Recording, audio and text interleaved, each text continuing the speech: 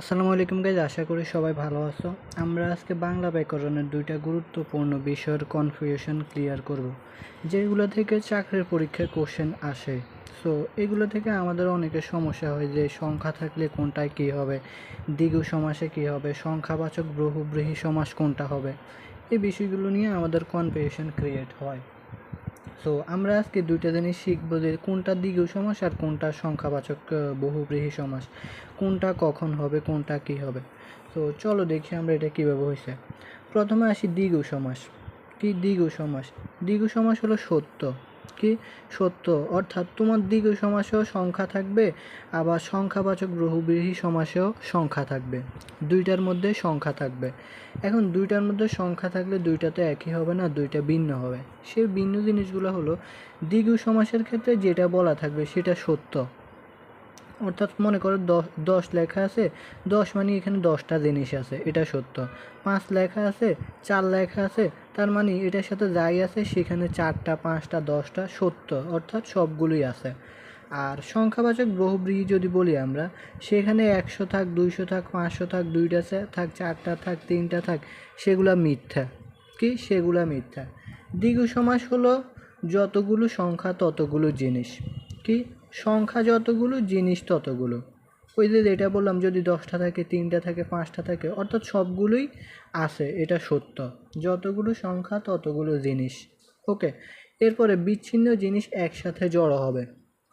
কি বিচ্ছিন্ন জিনিস একসাথে জড়ো হবে? একটা জিনিস হচ্ছে, মনে করো তোমার এই একটা গোল্লা, এই গোল্লা থেকে এভাবে একটা গেছে, এইভাবে একটা গেছে, এইভাবে একটা গেছে। এখন এটা কি বিচ্ছিন্ন জিনিস? এটা কি বিচ্ছিন্ন জিনিস? না, এটা হলো তোমার একটা জিনিস থেকে অনেকগুলো ছড়াইছে। আর বিচ্ছিন্ন জিনিস হলো, মনে করো এইখান থেকে একটা আসছে, আবার এইখান থেকে একটা আসছে, এখান থেকে একটা আসছে, এখান থেকে একটা আসছে, এরকম অনেকগুলো জিনিস একসাথে আইসা জড়ো হয়েছে। হ্যাঁ, আর এটা হলো এইখান থেকে একটা ছাড়ছে, এখান থেকে একটা ছাড়ছে, এটা মনে করে একসাথে সবগুলো। আর এটা হলো মনে করে বিভিন্ন জায়গা থেকে সবগুলো এসে একসাথে জড়ো হয়েছে, অর্থাৎ সমাহার হবে। হ্যাঁ, অনেকগুলো জিনিস বিচ্ছিন্ন, মানে এগুলো বিচ্ছিন্ন জিনিস, একসাথে না। বিচ্ছিন্ন জিনিসগুলো একসাথে হয়ে একটা হবে, সেটাই হলো দ্বিগু সমাস। যেমন দেখো, এখানে আমরা চৌরাস্তা লিখছি। চৌরাস্তা মানে কি 4টা রাস্তা। এখন 4টা রাস্তা 4 দিক থেকে যে এক জায়গায় আসছে, এই দিকেতে একটা রাস্তা আসছে, এই দিকেতে একটা রাস্তা আসছে, এই দিকেতে একটা রাস্তা রাস্তা আসছে, আর এই দিকে থেকে একটা আসছে। তার মানে চৌরাস্তা 4টা রাস্তা। তার মানে এটা কিন্তু সত্য। এটা কি সত্য? চৌরাস্তা মানে কি 4টা রাস্তা, 4টা রাস্তার সমাহার বা এরকম আর কি। সো এগুলো হলো বিচ্ছিন্ন জিনিস, যেমন 4টা রাস্তা 4 দিক থেকে আসছে, বিচ্ছিন্ন। এখন এটা হলো আমাদের কি চৌরাস্তা বা দ্বিগু সমাস। এরপরে সপ্তাহ। সপ্তাহ মানে কি? সপ্তাহে হলো 7 দিন। কি 7 দিন? রবি, শনি, রবি, সোম, মঙ্গল, বৃহস্পতি, শুক্র, 7 দিন। অর্থাৎ এই 7 দিনে আমাদের এটা সত্য। সপ্তাহে 7 দিন, এটা কি মিথ্যা? না, সত্য। সো এটাও কিন্তু আমাদের বিচ্ছিন্ন জিনিস। 7টা জিনিস মিলে একটা জিনিস হচ্ছে সপ্তাহ। শনিবারে একটা, রবিবারে একটা, সোমবারে একটা, এগুলো কিন্তু বিচ্ছিন্ন। তার মানে সবটা মিলে আমরা একটা বলতেছি, সেটা হলো কি সপ্তাহ। আর এই সপ্তাহ হলো সত্য। আর যেহেতু সত্য, তার মানে এটা হলো দ্বিগু সমাস। এরপর হলো অষ্টধাতু। অষ্টধাতু মানে কি 8টা ধাতুর সমাহার। 8টা ধাতু, এখানে স্বর্ণ, রূপা, তামা, এগুলো মিলে মনে করো 8টা ধাতু আছে, এটাও সত্য। তার মানে আমরা বুঝতে পারলাম দ্বিগু সমাস হলো বিচ্ছিন্ন জিনিসগুলো একসাথে জড়ো হবে, সংখ্যা যতটা জিনিস ততটা। ক্লিয়ার? তার মানে আমরা দ্বিগু সমাস ক্লিয়ার হতে পারলাম। এখন আসো আমরা সংখ্যাবাচক বহুব্রীহি দেখি। সংখ্যাবাচক বহুব্রীহি হলো মিথ্যা। কি? মিথ্যা। সংখ্যা যতই থাকুক না কেন, জিনিস একটা। সংখ্যা যতগুলোই বলা থাকুক না কেন, জিনিস কি জিনিস একটা হবে। আর এখানে সংখ্যা যতটা জিনিস ততটা, যেমন 4টা রাস্তা, 4টা রাস্তা চৌরাস্তা। আর এখানে সংখ্যা যতই থাকুক না কেন, জিনিস একটা। জিনিসগুলো একই জায়গায় উৎপন্ন হবে। কি? জিনিসগুলো একই জায়গায় উৎপন্ন হবে। আর এগুলো আলাদা আলাদা উৎপন্ন হয়ে আলাদা জায়গায় থেকে একসাথে হয়েছে, বিচ্ছিন্ন ছিল, জড়ো হয়েছে। আর এগুলো হলো একটা জায়গায় উৎপন্ন হবে, অর্থাৎ সবগুলো এক জায়গা থেকে। তোমার এই যে আমি প্রথমে এটা দেখালাম, এই যে এটা থেকে একটা গেল, একটা গেল, একটা গেল, একটা গেল, একটা গেল, এই একটা জায়গায় থেকে এগুলো কিন্তু উৎপন্ন হয়েছে। আর এই দিকগুলো চারো দিক থেকে এসে একসাথে হয়েছে। অর্থাৎ যে জিনিসগুলো এক জায়গায় উৎপন্ন হবে সেটা হলো সংখ্যাবাচক বহুব্রীহি। যেমন শতমূলী।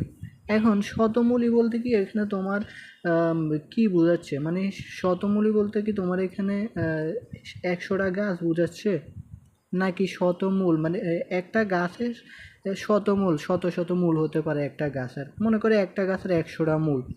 অর্থাৎ শতমূলী বলতে এখানে গাছ বোঝাচ্ছে, শতমূলী গাছ, মানে গাছ কিন্তু একটা কিন্তু মূল কিন্তু শত শত থাকতে পারে। তার মানে এই গাছ থেকে কিন্তু মূলগুলো উৎপন্ন হয়েছে। গাছ কিন্তু একটা, গাছ কিন্তু একটা, কিন্তু এটা থেকে মূলগুলি এইভাবে শত শত মূল তৈরি হয়েছে এই গাছ থেকে। এখন এগুলো কি বিচ্ছিন্ন? এগুলো কি বিচ্ছিন্ন? না, গাছ কিন্তু একটা কিন্তু মূল হলো শতটা। এখন এই মূলগুলো কোথা থেকে আসছে? একটা গাছ থেকে আসছে। তার মানে এটা কি বিচ্ছিন্ন নাকি একই জায়গায় উৎপন্ন হয়েছে? একই জায়গায় উৎপন্ন হয়েছে। সো এটা হলো সংখ্যাবাচক বহুব্রীহি। ক্লিয়ার? এরপরে দশানন। দশানন মানে কি 10টা আনন? না, দশানন মানে হলো তোমার রাবণ। দশানন বলতে রাবণ বোঝাইছে। এরপরে সেতার। সেতার মানে হচ্ছে, সে মানে হলো তোমার এটা পার্সি শব্দ মেবি, সে মানে হচ্ছে 3। তার মানে এখানে 3টা তার? না, সেতার বলতে বোঝায় কি বাদ্যযন্ত্র, অর্থাৎ একটা জিনিস বোঝাচ্ছে। অর্থাৎ আমি এখন ক্লিয়ারলি বোঝার ট্রাই করো। সংখ্যাবাচক বহুব্রীহি বলতে তোমার সবগুলো মিলাই একটা জিনিস বোঝাবে। একটা গেল। এরপরে সবগুলো জিনিস একটা বোঝাবে, এরপরে জিনিসগুলো একই জায়গা থেকে উৎপন্ন হবে।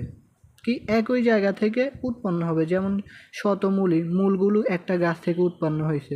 সে তার মানে বাদ্যযন্ত্র, একটা বাদ্যযন্ত্র বোঝাইছে।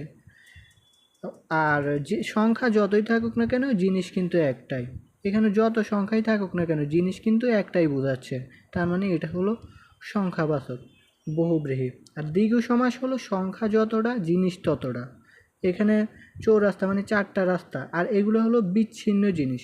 হ্যাঁ, বিচ্ছিন্ন জিনিস একসাথে জড়ো হবে। সংখ্যাবাচক হলো একটা জায়গা থেকে সবগুলো যত বেশি আছে উৎপন্ন হবে, সংখ্যা যত আছে এগুলো উৎপন্ন হবে। আর এটা হলো বিচ্ছিন্ন জিনিস একসাথে জড়ো হবে। চৌরাস্তা, সপ্তাহ, অষ্টধাতু। সো এটাই হলো আর কি। এখানে হচ্ছে সমাহার হবে না, মানে বিভিন্ন জায়গা থেকে আইসা বিচ্ছিন্ন তথ্যগুলো আইসা সমাহার হবে না। অর্থাৎ এটা কি থাকবে? একই জায়গা থেকে উৎপন্ন হবে। সমাহার হবে কখন? যখন বিচ্ছিন্ন তথ্যগুলো একসাথে হয়ে জড়ো হবে তখন সমাহার হবে বা জড়ো হবে, সেটাই হলো দ্বিগু সমাস। আর যেটা সমাহার হবে না বা বিচ্ছিন্ন তথ্য না বা একই জায়গা থেকে উৎপন্ন হয় সেটাই হলো সংখ্যাবাচক বহুব্রীহি। আর এটা হলো সত্য আর এটা হলো মিথ্যা। ক্লিয়ার? তো আশা করছি তোমরা সবাই বুঝতে পারছো। এরপরে যদি কেউ না বুঝতে পারো অবশ্যই কমেন্ট অথবা ইনবক্স করবা। আশা করছি এটা নিয়ে আর তোমাদের কোনো প্রবলেম হবে না। যে কোনো চাকরি পরীক্ষা এখান থেকে কোশ্চেন আসলে তোমরা পারবে। ওকে, সো ধন্যবাদ সবাইকে।